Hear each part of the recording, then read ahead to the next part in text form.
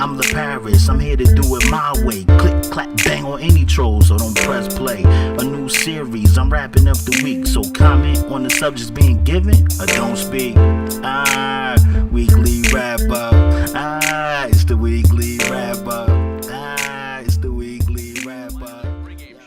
Yo, what's good, people? This your boy Authentic 973. This your Bullet Prize 57 on YouTube. The best nigga making beats. It's the best nigga making beats, aka Mr. Click Clack Bang. And I'm back with another episode of the weekly wrap up. This is episode 3. So I got a bunch of things I'm going to talk about. As y'all see, we be playing the show with my pitcher, Paris Morgan.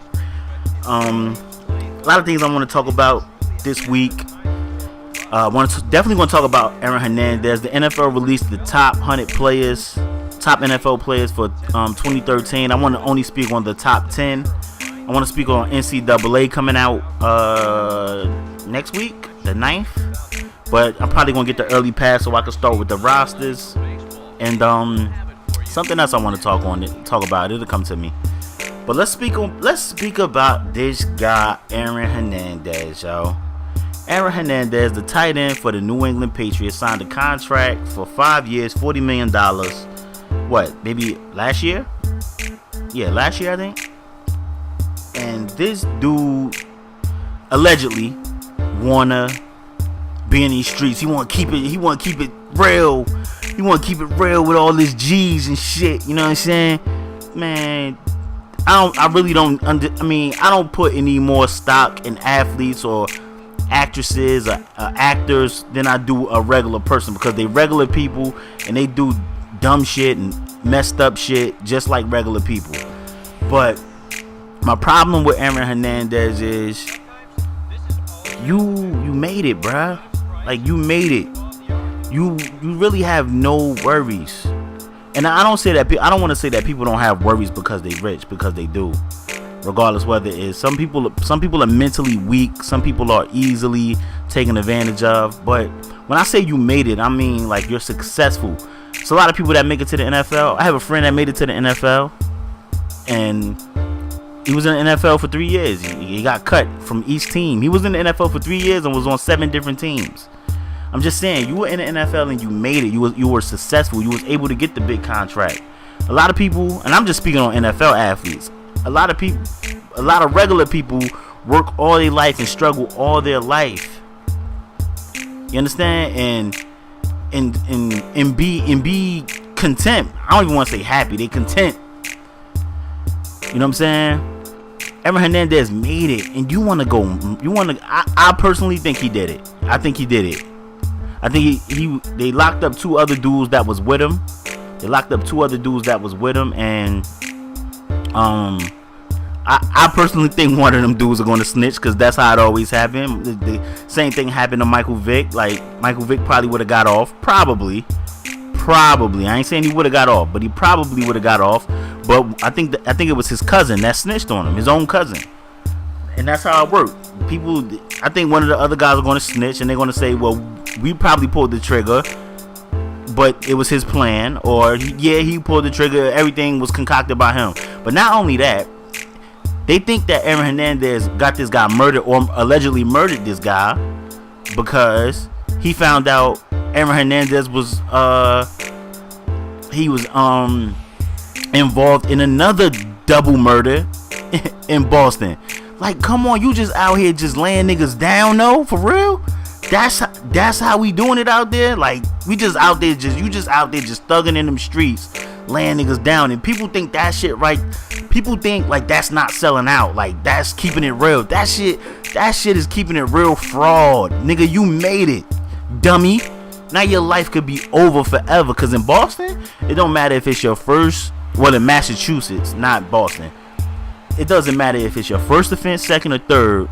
If you murdered somebody and is convicted of murder, they don't have the death penalty, but you can get life with no parole. Like, so you would be in jail forever, and you are just willing to in your life, like your life is over for that. Like, I don't know, man.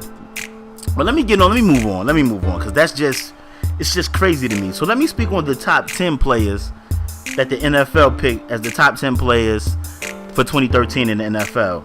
So, let me start from 10. Number 10 is Patrick Willis. I agree with that. I personally, I'm an offensive-minded type of guy, so I would think that the top 10 players should be offensive players. But Patrick Willis is definitely a game changer on defense. But number 9 is who I have a problem with. Von Miller, number 9. I would rather you have somebody like a Jared Allen. Like a Jared Allen or somebody in there. Like Jared Allen, he makes a difference on defense. I don't know what number Jared Allen is. I should have looked it up. But Jared Allen is the defensive end for Minnesota, and he damn near gets 20 sacks a season. Damn near. Like I want a game changer like that. I don't know how many. Somebody tell me in the comment section how many sacks Von Miller had last year and the year before that. Because I think the year before that he was a rookie. Last year he wasn't a rookie. He got hurt his rookie year. But I want to know how many sacks Von Miller had last year. Number 8 was Arian Foster. I agree with that. I probably would have had Arian Foster probably a little lower. I don't know. But I'm alright. I'm alright with Arian Foster being number 8. Number 7 was Aldon Smith. Aldon Smith is a game changer. That's what I'm talking about. A game changer. He putting that pressure on the quarterback. He needed the other defensive end, Justin Smith, when they went to the Super Bowl and during the run in the playoffs, because he didn't have any. I don't think he had any sacks in the playoffs because Justin Smith was hurt. And you need that opposite side pass rusher. And the difference between Aldon Smith and Von Miller is Von Miller had that opposite side pass rusher. He had that guy. He had Elvis Doomerville on the other side. So I think that helped him out a little bit. Number 6 is Aaron Rodgers. I think Aaron Rodgers needs to be in the top 5. In the top 5, hands down. Number 5, I think he could have been a little lower, but I like him as a player. I really do. Number 5 is J.J. Watt. Number 4 is Tom Brady. I knew Tom Brady was going to be top 5. Number 3 is Calvin Johnson. I think Calvin Johnson should be top 5. Maybe not number 3. Maybe Calvin Johnson and Aaron Rodgers could change. Calvin Johnson could be 5 or 6, and Aaron Rodgers need to be number 3. Number 2 is Peyton Manning. I've seen that. And number 1, I think, is well deserved, Adrian Peterson, because Adrian Peterson is his whole team. Christian Ponder played for my team, Florida State, but Christian Ponder hopefully we want to see if he improved this year, but Christian Ponder struggles at quarterback. So we'll see how that playing out.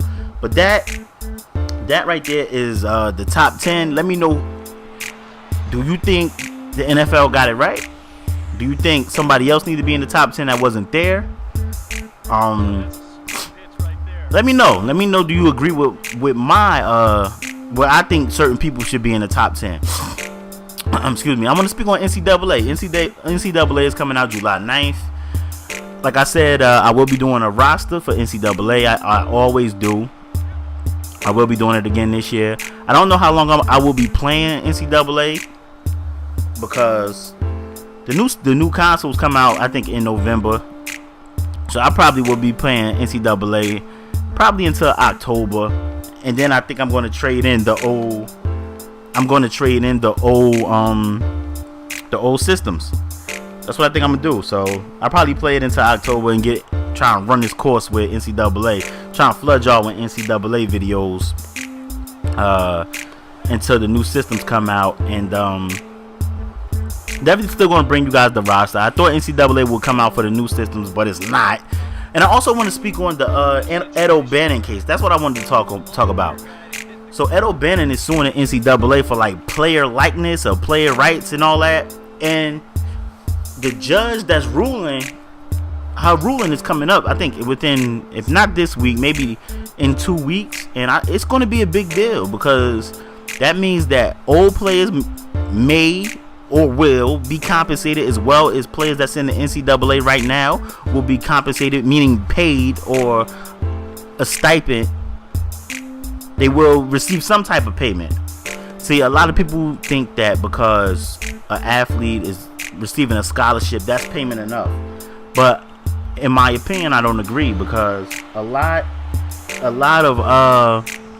of these people, a lot of these kids that go to that play for these teams, they have no intentions, especially if you like a 5-star athlete, 4-star athlete, ESPN 100 type athlete, or ESPN top 150. They have no intentions of playing all 4 years in college. I ain't saying a lot of them don't. Some of them may want to stay in college for the 4 years, like a Tim Tebow or somebody, or a Peyton Manning or somebody. But a lot of them don't want to stay in college for the whole time. They want to go get that check in the NFL. And maybe if you start paying college athletes, basketball and football and baseball, they will stay a little longer. I mean, baseball, you can get drafted right out of high school and be in the minors and get that check. But mainly I'm talking about high school basketball. I mean, college basketball and college football. If you was to pay these guys, maybe they'll stay a little longer. Maybe they stay another year. Maybe they stay. You already got to stay in college for 2 years in football. In college basketball is one and done. You know what I'm saying? So maybe they'll stay a little longer if you gave them a little check. Whether it's, I don't know, $5,000 a month. I don't know. I don't want to say $5,000 a month. That seems like a lot. Maybe $2,000 a month, $3,000 a month. I don't know. I haven't quite thought about it or figured it out. But I mean, the NCAA is making billions of dollars of TV revenue, of selling jerseys, of these tournaments and these bowl games. They're making billions of dollars, and I absolutely think the kids deserve more than a scholarship to school, because a lot of them kids don't even want to go to school. They just go because they have to. If they can probably go to the NBA fresh out of high school, they will. If they can probably play, Maurice Claret challenged that shit and lost, but Maurice Claret was a dummy. But this ruling coming up in the next few weeks is going to be a huge ruling, so we got to see how that play out. But that's going to be the end of this weekly wrap up. I covered a lot. This your boy Authentic 973. This your boy The Prize 57 on YouTube. I appreciate all y'all. Let me know your thoughts of this. Let me know your thoughts about this weekly wrap up. I appreciate all y'all. Y'all know how I end my shit. Bang.